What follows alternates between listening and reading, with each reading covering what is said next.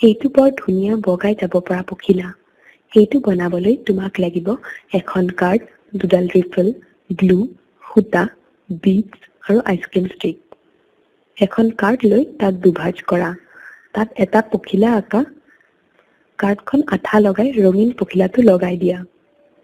এতিয়া পখিলাৰ এটা ফালত অকণমান আঠা লগাই তাত দুডাল খালী ৰিফিল বেঁকাকৈ লগোৱা। পখিলাৰ এটা ফাল ৰিফিলৰ ওপৰ অংশত লগোৱা। তোমাৰ তাত এতিয়া দুখন কাৰ্ডৰ পখিলাৰ মাজত দুডাল ৰিফিল থাকিব।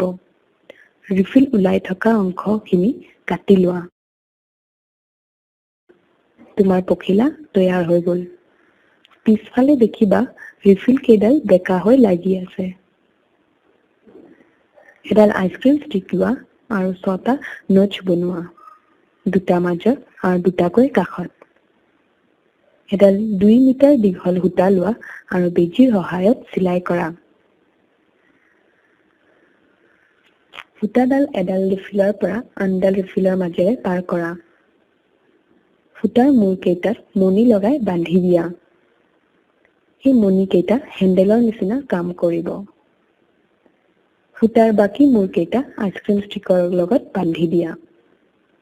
ক্লাইম্বিং বাটাৰফ্লাইটো তৈয়াৰ হৈ গ'ল। পখিলাটো লুপৰ মাজভাগত ওলোমাই থোৱা।